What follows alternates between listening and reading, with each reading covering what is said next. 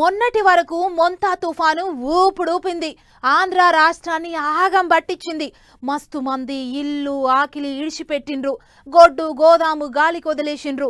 చెట్టుకొగలు పుట్టకొగలు అన్నట్టయిండ్రు. ఇక ఇప్పుడిప్పుడే జర అంత సదురుకుంటున్న యాళ్ళ ఆంధ్రాను ముంచుతందుకు మల్లో తుఫాన్ మోపైంది. ఇప్పుడు ఎట్లున్నదో చూసిద్దాం పాన్లు అట్లా పోయి. మోంతా తుఫాను మొన్నటి వరకు మొసం అరలకుండా చేసింది. ఊరు వాడ లాగం చేసింది. పబ్లిక్ ను కూటికి నీళ్ళకి ఎడబాపింది. ఇప్పుడిప్పుడే జనంత నిమ్మలమవుతున్నాం అనుకుంటే ఇప్పుడు ఇంకో తుఫాను మోపైంది పబ్లిక్ పానానికి.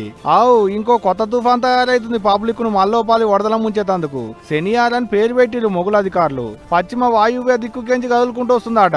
బంగాళాఖాతానికి ఆగ్నేయంలోకి వాయుగుండం లెక్కన అయ్యేటట్టుందనేది మొగులు అధికారులు అంటున్నమాట.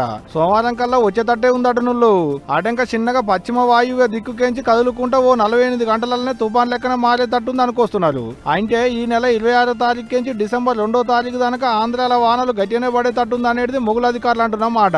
అయితే తుఫాన్ ఎక్కడ తీరం దాటుద్ది అనేది ముచ్చటే తెలవట్లేదట.